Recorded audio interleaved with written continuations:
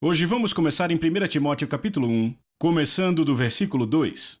Se estiver tudo bem para vocês, eu vou ensinar a partir do grego porque é isso que eu faço.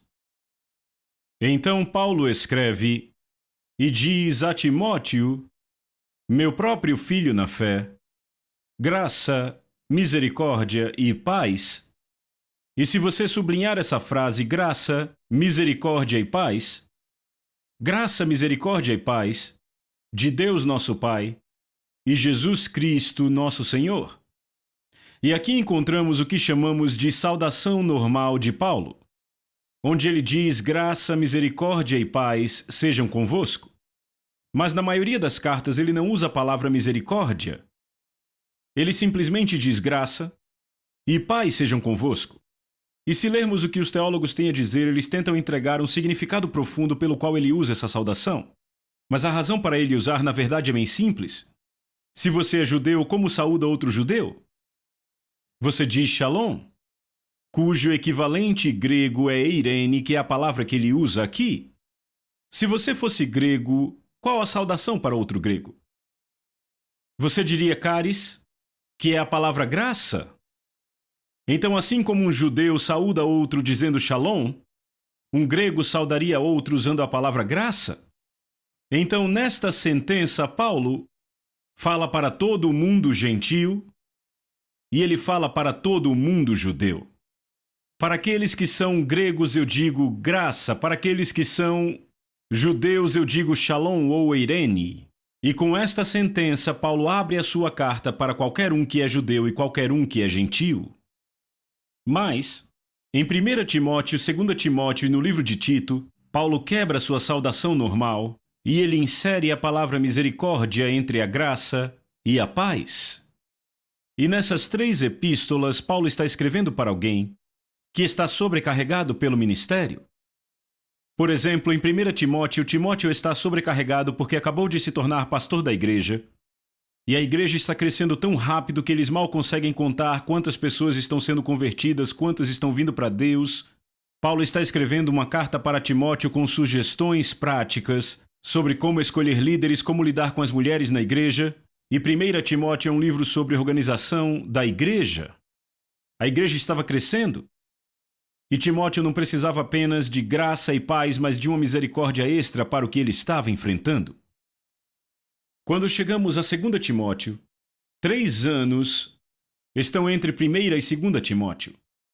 E neste período, Nero tinha incendiado a cidade de Roma e a perseguição começou contra os cristãos, e eles foram culpados pelo grande incêndio em Roma. Então, assim como em 1 Coríntios a sua igreja estava crescendo muito rápido, na época de 2 Coríntios a sua igreja estava diminuindo muito rápido. E quando Paulo escreve a ele não diz apenas graça e paz sejam convosco, mas graça, misericórdia, diga misericórdia. Misericórdia e paz sejam convosco. Então, quando chegamos ao livro de Tito, descobrimos que Paulo esteve na ilha de Creta por um período muito curto de tempo, começou a igreja lá, e ele escreveu a Tito e disse que ele queria que Tito pusesse em ordem as coisas restantes. Lembram disso? No grego se refere às coisas que Paulo não terminou, ou seja, Paulo passou tão pouco tempo na ilha de Creta que houve muitas coisas que Paulo não pôs em ordem e agora cabia a Tito colocá-las em ordem. E quando você lê o livro de Tito, descobre que não era a congregação mais fácil para se lidar. Paulo inclusive disse que os cretenses eram preguiçosos, glutões e mentirosos. Palavras de Paulo sobre os cretenses. E essa era a congregação de Tito. Então, quando Paulo escreveu a Tito, ele não disse apenas graça e paz sejam convosco, mas graça, misericórdia e paz sejam convosco. E então descobrimos um princípio: quando estamos enfrentando algo difícil, Jesus providencia uma misericórdia extra entre a graça e a paz. Ele sabe muito bem da nossa situação. Então, quando chegamos a 1 Timóteo 1, verso 3, Paulo diz: eu te roguei que permanecesses em Éfeso para admoestar alguns, a fim de que não ensinassem outra doutrina. Bem, se lembrarmos Atos capítulo 20, quando Paulo reúne todos os presbíteros de Éfeso para dar-lhes a Deus, ele os advertiu que depois da sua partida, Penetrariam lobos vorazes que não poupariam o rebanho. E então Paulo disse que dentre vós mesmos, olhando bem nos olhos daqueles presbíteros, ele disse: alguns de vocês se levantarão falando coisas pervertidas. A palavra pervertida se refere a uma doutrina que foi distorcida, que não é mais reta. E a razão pela qual fizeram isso foi para atrair discípulos para si mesmos. E assim como Paulo profetizou, quando ele deixou a cidade de Éfeso, entre sua própria liderança, pessoas começaram a se levantar e começaram a alegar: tivemos a doutrina de Paulo, nos estabelecemos na verdade dele, mas agora temos algo a lhes dizer que Paulo nunca disse. E alegavam que tinham sido arrebatados ao reino do Espírito, onde viram coisas que ninguém jamais tinha visto. Eles tinham estado onde nenhum homem jamais esteve, e agora voltavam daquela nova dimensão com novas revelações. E estas revelações eram tão espetaculares que as pessoas literalmente sentavam na ponta das cadeiras, ouvindo essas revelações. E um exemplo dessa revelação era o que chamavam de uma ordem descendente de anjos. Se lembrarem, no livro de Colossenses, Paulo proíbe os santos de Colossos a adorarem anjos, lembram disso? Isso porque por toda a Ásia Menor se consumiam doutrinas sobre anjos e deidades. E líderes agnósticos que se levantavam na igreja, depois de serem estabelecidos na doutrina de Paulo, eles se distanciaram tanto que começaram a ensinar que não existia só o Pai Deus, mas havia a Mãe Deusa. E os dois se juntaram e formaram uma descendência inferior a Deus, que era um anjo. E os dois se juntaram e produziram um nível mais baixo e outro mais baixo e um nível mais baixo e outro mais baixo, até que, finalmente, um nível de Deus foi criado tão baixo que, finalmente, ele poderia entrar em contato com o planeta Terra, e esse era chamado Jesus. E que, se você conhecesse Jesus, poderia conhecer um nível acima e outro acima desse e outro acima desse, e se continuasse subindo essa escada, você encontraria o próprio Deus Pai. E começaram a ensinar esse tipo de doutrina, e essa doutrina em particular era baseada na carta de Jacó. Porque o relato de Jacó mostrava que havia um caminho do céu para a terra com anjos subindo e descendo. Então usavam até as escrituras para ensinar a falsa doutrina. Então agora Paulo diz a Timóteo: eu te roguei. Essa palavra rogar é a palavra grega parakaleo, que tanto é uma palavra para oração, quanto é um termo militar. Encontramos a mesma palavra em Romanos capítulo 12, verso 1, quando Paulo diz: rogo-vos, pois, pelas misericórdias de Deus. A palavra parakaleo é a imagem de Paulo sendo tão compassivo que, figurativamente, é quase como se ele caísse de joelhos. E ele começa a orar, ele começa a implorar, ele começa a rogar aos irmãos que o ouçam. E agora Paulo usa esta palavra para dizer que foi desta forma que ele convidou Timóteo a ser pastor dessa igreja. Quando Timóteo viu o que estava acontecendo em Éfeso, ele não queria ser o pastor daquela igreja. Não só era uma igreja problemática, era a maior igreja do mundo. E foi a primeira vez dele servindo como pastor. Então Paulo teve que dizer a ele: eu te rogo, eu te imploro, parakaleo, eu clamo a você que assuma a posição. Mas ele também foi muito direto com Timóteo sobre o desafio. Porque essa palavra parakaleo, a palavra rogar, também era usada para descrever o comandante de uma tropa de soldados. E antes dos soldados saírem para a batalha, ele se dirigia às tropas, ele rogava às tropas. Ele falava sobre as realidades da guerra, falava sobre a glória da vitória, sobre derramamento de sangue, ele mexia com eles antes de enviá-los para a batalha. E essa palavra também pode ser traduzida assim.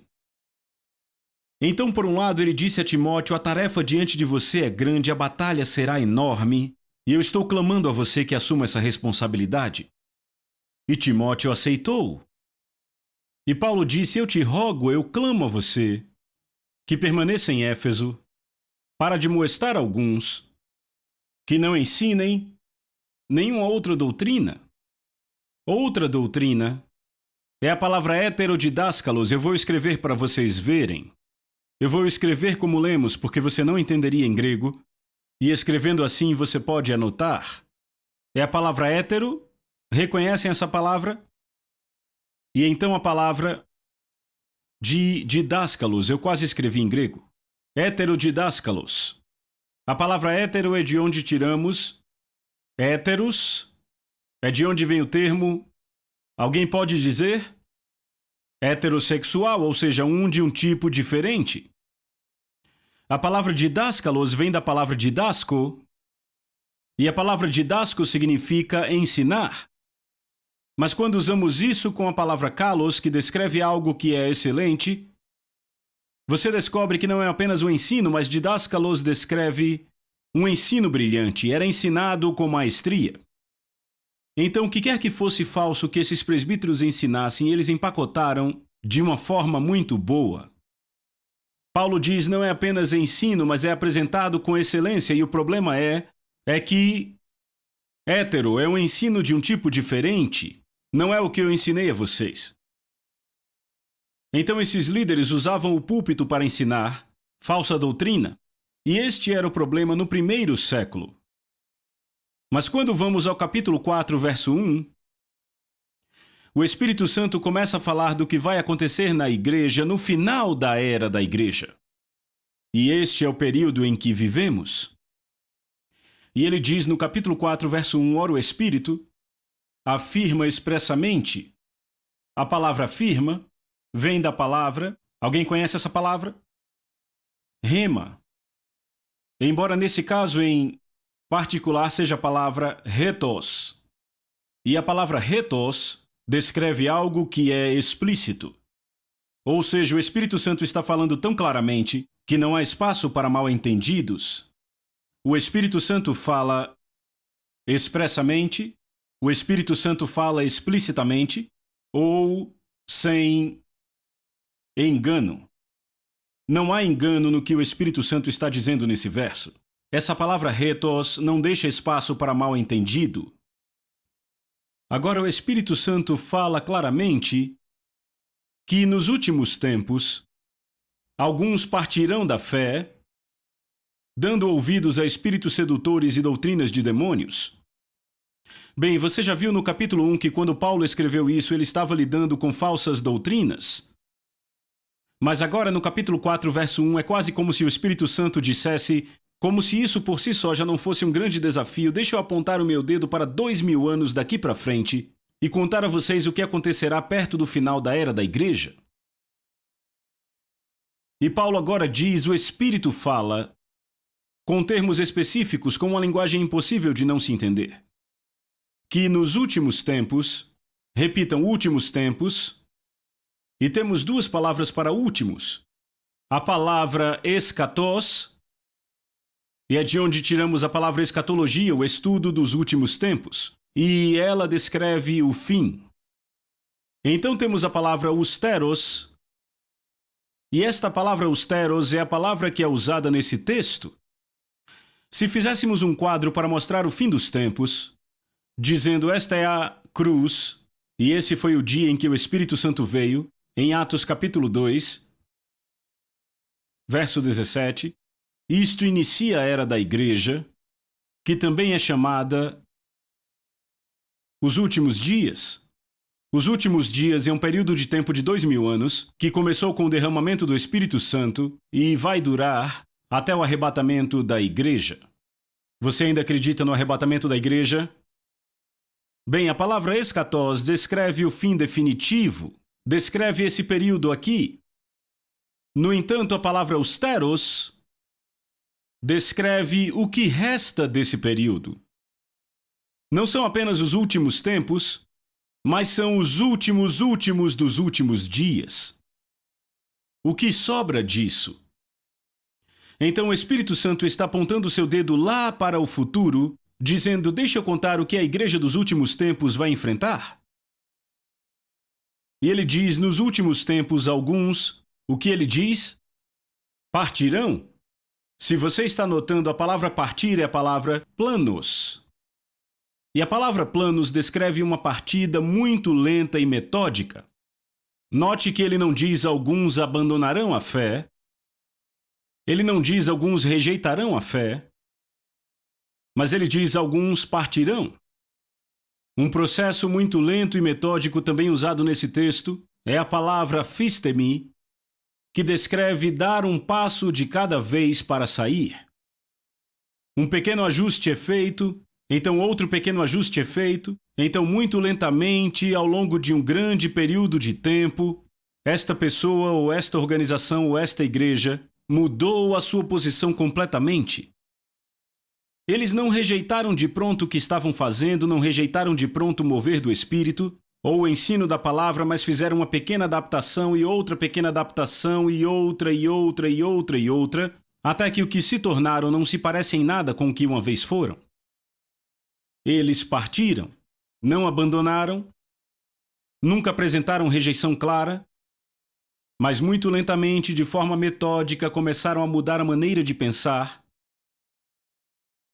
dando atenção a planos, espíritos sedutores e doutrinas de demônios. A palavra doutrina vem daqui de dascalia, é uma forma desta palavra e implica que quem quer que os estava desviando estava fazendo com muita maestria. Estavam apresentando um argumento razoável e as pessoas, no ministério, de acordo com esse verso, começaram a ouvir esses argumentos e lentamente modificavam a forma como operavam, a forma como criam, e começavam a se afastar do que uma vez havia sido pregado. E, em particular, ele diz, partirão da onde? Da fé. A fé tem um artigo definido. Este artigo definido nos diz que eles não estavam partindo da fé em geral, mas esse artigo definido nos diz que eles estavam partindo da fé, ou daquele corpo de ensinos que chamamos de doutrina da igreja. E se olharmos o que acontece hoje na cultura, o que vem acontecendo nas cortes, graças a Deus pela eleição, eu creio que Deus tem nos dado uma nova chance. Mas até se você pegar o exemplo da nova visão sobre sexualidade, como a cultura está mudando, e descobrimos que as pessoas estão começando a ser impactadas pela cultura. Infelizmente, até mesmo muitas pessoas no ministério estão mudando a forma como veem as coisas para se adaptarem ao que está ao redor deles, e muito lentamente, de forma metódica, estão mudando o que creem para se tornarem mais inclusivos, com coisas com as quais não deveriam ser inclusivos. Se a Bíblia não é inclusiva com algo, não deveríamos ser inclusivos com aquilo.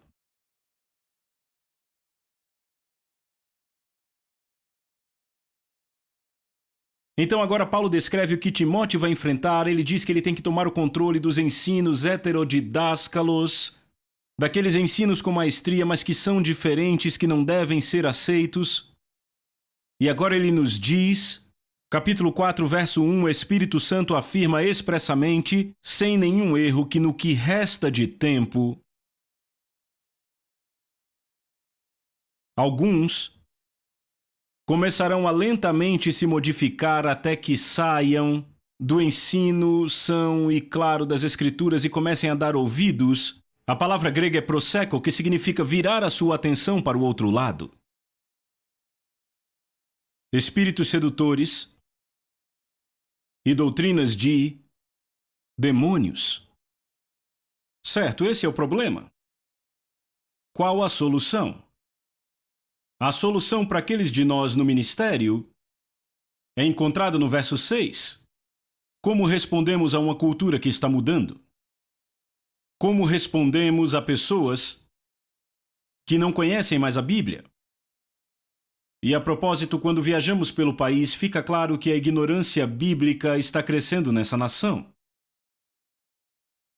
Está se tornando muito profunda. As histórias sobre as quais falamos livremente e presumimos que todos entendem o que falamos, muitas pessoas hoje nem conhecem os personagens da Bíblia, não fazem ideia de sobre quem estamos falando. A igreja mudou radicalmente. Quantos aqui sabem que a igreja hoje está num processo de evoluir para algo que não é tão bom? Então, em 1 Timóteo 4, verso 6, Paulo mostra a Timóteo e a nós qual a nossa responsabilidade para mudar o clima.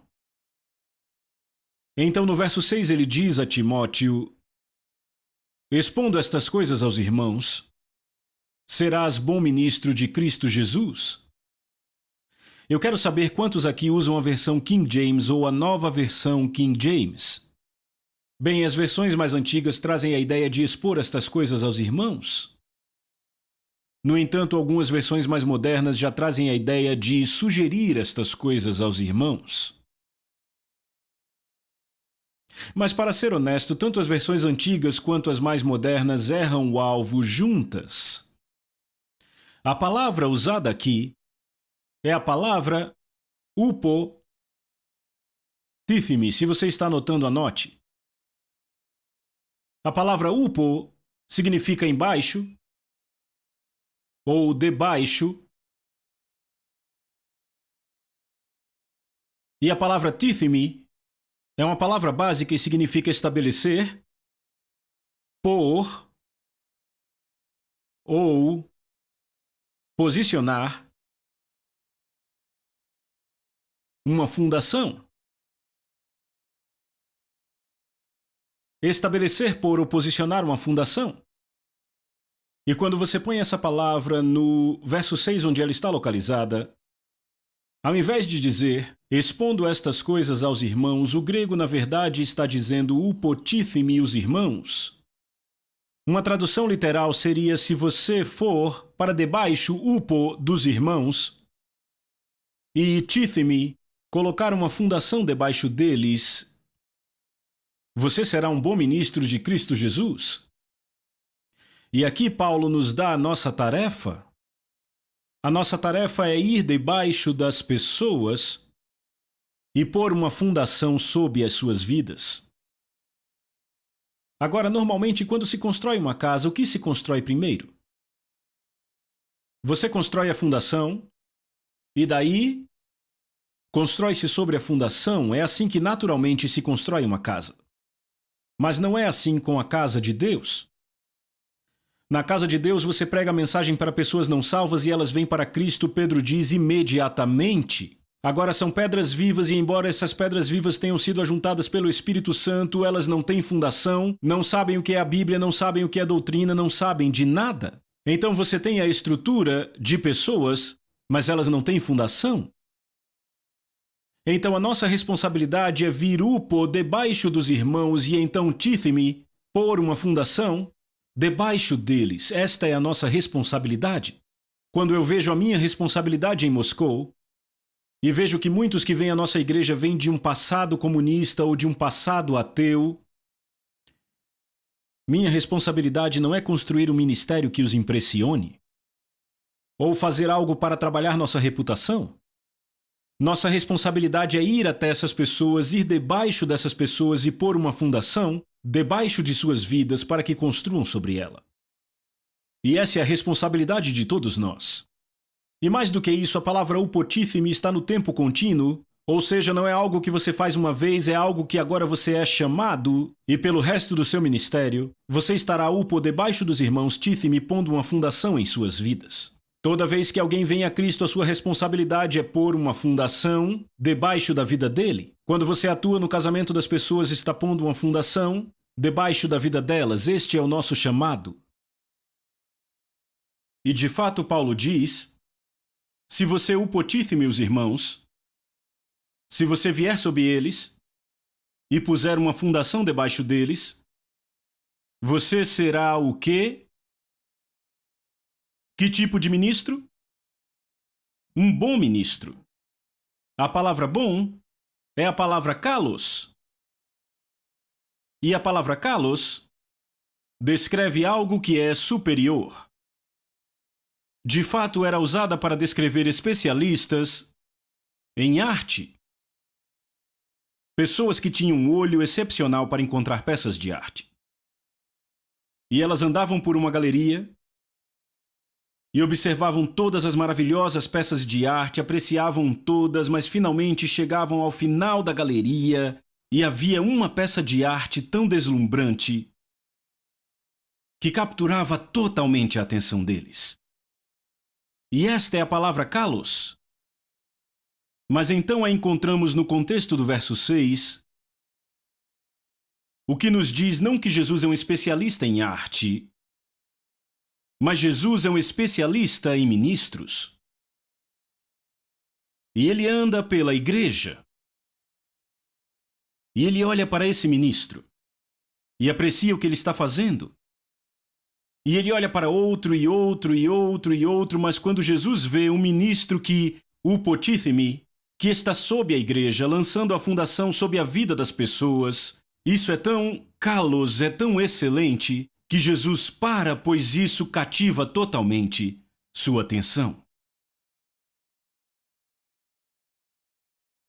E de fato isso diz que se você fizer isso será um bom ministro de ir, repitam, de ir. O grego pode ser traduzido como assim como. Assim como Jesus Cristo. Você deve pensar por um momento no ministério de Jesus, o que ele faz? Sem a ajuda de ninguém mais. Jesus estava dando a terra. Jesus morreu na cruz.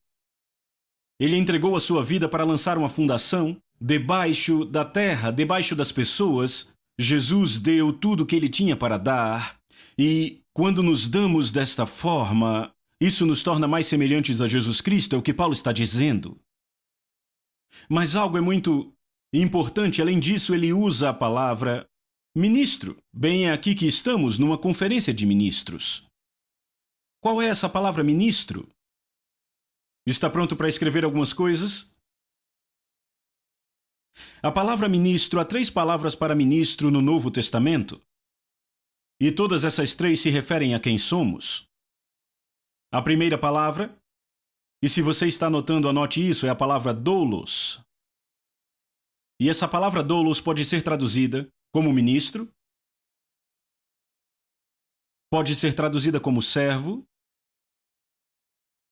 e pode até ser traduzida como a palavra escravo. Paulo, Pedro,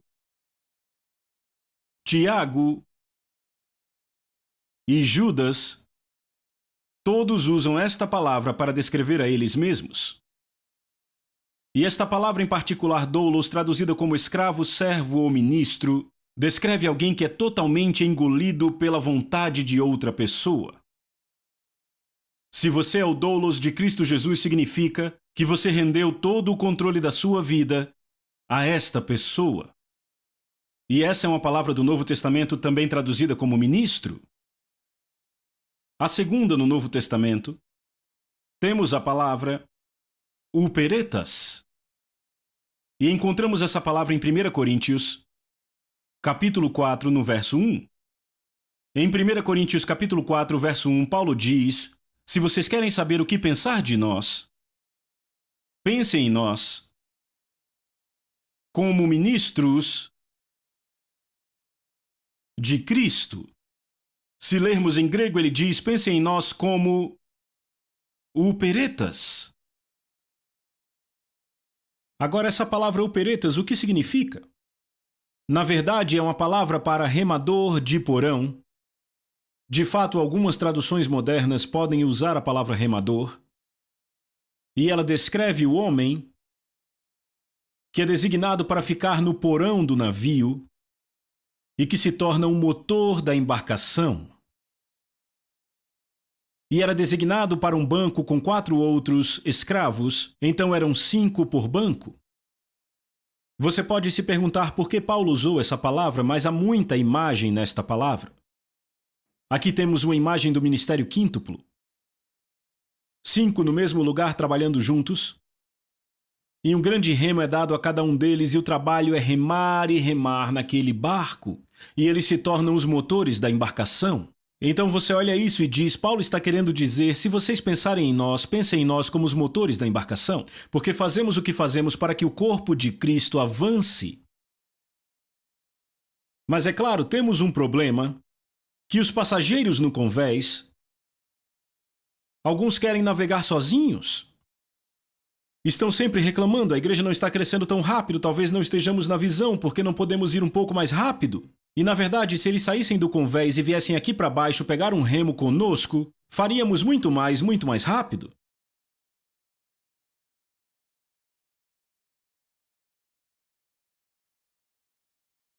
Também é interessante o fato de que esses servos que seguram os remos eram acorrentados às suas posições. Aquela corrente era um compromisso.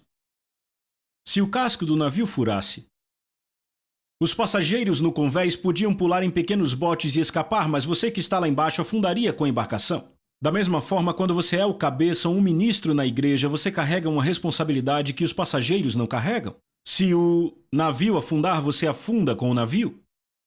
Dessa forma, quando o ministério está com problema, começamos a mexer aquele remo como se fosse um jet ski. Fazemos tudo o que podemos para manter o navio em movimento porque não queremos afundar com o navio. E eu acho que também vale a pena notar que o porão do navio era onde os ratos do navio ficavam.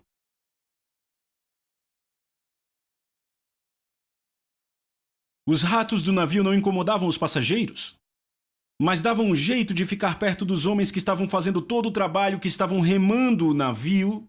E eu odeio dizer isso, mas há uma comunidade podre na igreja.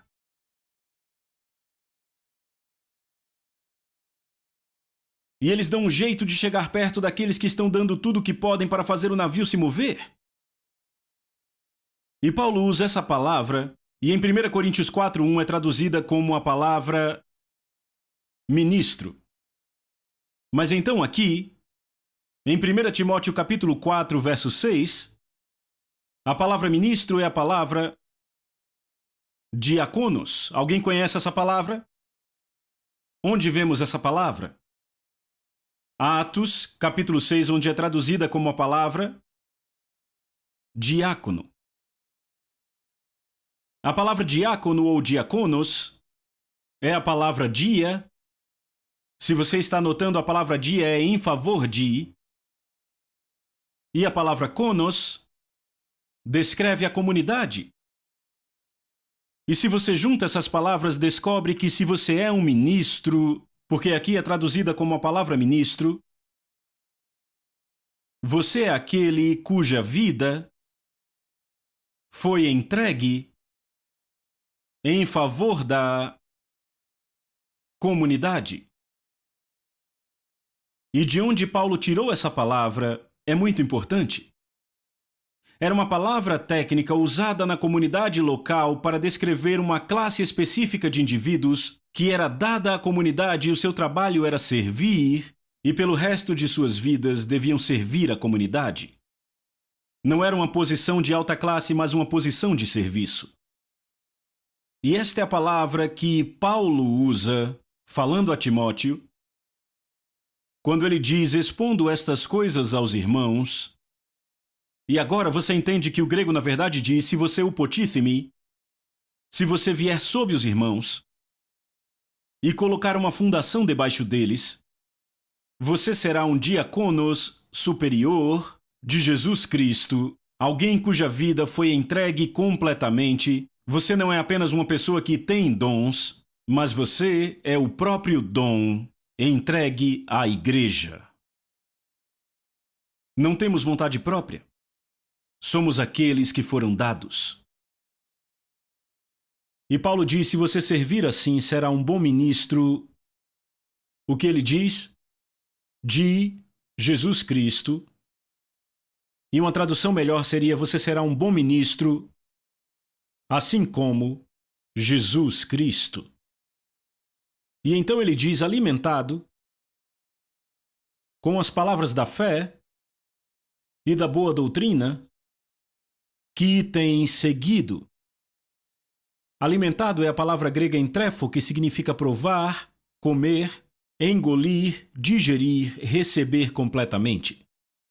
E Paulo disse para você ser esse tipo de ministro há duas coisas essenciais na sua dieta espiritual: palavras de fé, e aqui a palavra fé é usada num sentido mais geral. Coisas que edificam sua fé, se alimentar da palavra de Deus, se alimentar de coisas que edificam a sua fé. Mas além disso, Paulo diz ser alimentado com as palavras da doutrina. Ouçam doutrina. Sabe, por alguma razão as pessoas têm a ideia de que doutrina é uma coisa chata. Mas de fato, doutrina é essencial para as nossas vidas. Somos o produto daquilo que cremos. Infelizmente, na maioria das igrejas, se você fizer um teste de doutrina na congregação, pode ser que a congregação não passe no teste. Especialmente a geração mais nova. Eles estão crescendo em igrejas onde ouvem mensagens altamente motivacionais. E onde há músicas maravilhosas. Mas eis o problema com isso. Não dá para construir uma vida com música. A música é maravilhosa, as luzes são ótimas, todos os efeitos especiais, não tenho problema com isso, mas no final das contas, você não vai construir sua vida com música. Você vai construí-la com o quê? Com a palavra de Deus. É essa palavra que vai te sustentar. É esta palavra que vai te carregar. E quando tudo que fazemos é dar efeitos especiais e música à nossa congregação, estamos agindo errado com nossas congregações. Temos uma responsabilidade. Upo. Ir até eles. Ir para debaixo deles. E tithemi. Pôr uma fundação debaixo das suas vidas. E se um falso vento de doutrina vem e explode a fundação e então depois de um tempo eles voltam para casa, adivinhem, nós não os servimos com ressentimento, mas outra vez nós devemos levantá-los, ir para baixo, colocar outra fundação debaixo das suas vidas. O grego aqui é contínuo, esse é o nosso destino. E eu te digo, se você reconhece que esse é o seu chamado e o seu destino, isso torna tudo muito mais fácil no ministério. Porque quando você luta contra o que está fazendo e sempre acha que está fazendo demais, que estão exigindo demais, sempre há uma parte em você que não está rendida para fazer. Mas se você reconhece esse é o seu chamado para o resto da vida e você vai fazer isso, então você não se ressente quando for chamado para fazer de novo e de novo e de novo. De fato, isso é se render ao chamado. Em nossa própria igreja, nós levamos muito a sério a forma como apresentamos nosso ministério. Levamos muito a sério nossa música, as missões internacionais do nosso ministério. E eu creio que devemos ser excelentes em tudo o que fazemos. Mas não há nada mais importante do que a fundação que estamos pondo debaixo da vida das pessoas, porque é isso que vai sustentá-los em cada tempestade, é isso que vai nos fazer perseverar como igreja ou ministério, independente do que a estação trouxer. E era isso que eu tinha no meu coração hoje.